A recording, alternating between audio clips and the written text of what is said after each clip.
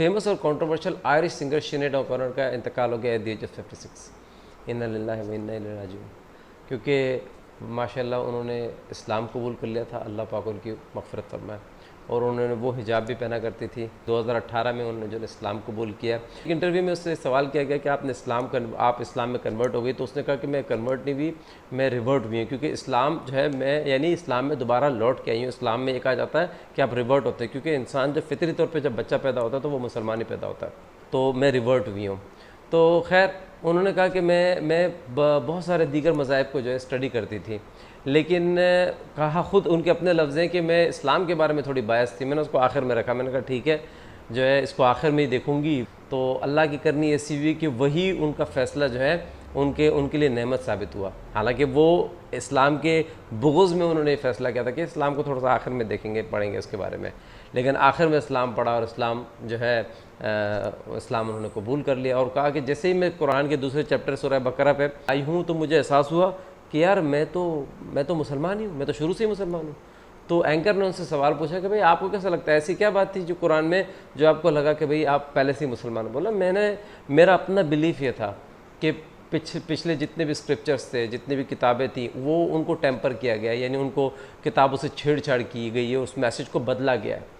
तो मैं उस मैसेज से रिलेट नहीं कर पाती थी। हालांकि वो कैथोलिसिज्म से उनका ताल्लुक़ था, क्रिश्चियन थी वो, लेकिन क्या था कि उससे रिलेट नहीं कर पाती थी। तो जब कुरान पढ़ा तो कुरान में सारी चीज़ें लिखी हुई है कि भाई पहले की वो जो पुरानी किताबें हैं उनके साथ इन्होंने छेड़छाड़ की, उनके उसके मैसेज को बदल दिया।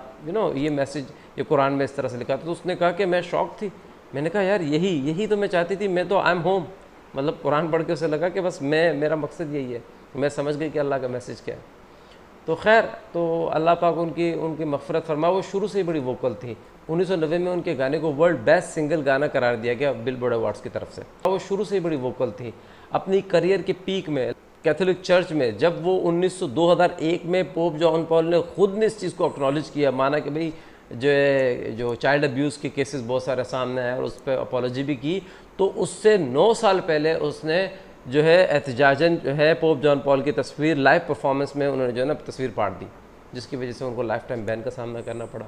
उनके जो है प्रोजेक्ट्स जितने भी थे वो सारे कैंसिल कर दिए गए। उनका करियर मतलब पूरा ख़त्म कर दिया गया। लेकिन वो फिर भी उनसे पूछा गया तो उन्होंने कहा मैं रिग्रेट नहीं करती। So the point is that कि बहुत वोकल थी। सारी ज़िंदगी इतनी मुश्किल में गुजारने के बावजूद भी उन्होंने फिर इस्लाम को जो है ना आखिर पा ही लिया। यही सबसे बड़ी कामयाबी है। अगर आपकी पूरी ज़िंदगी मुशक्क़त में गुजर जाए, लेकिन अगर आपने इस्लाम को या सच को पा लिया तो बस फिर ये दुनिया तो ऑब्वियसली सबकी गुजर ही जानी है।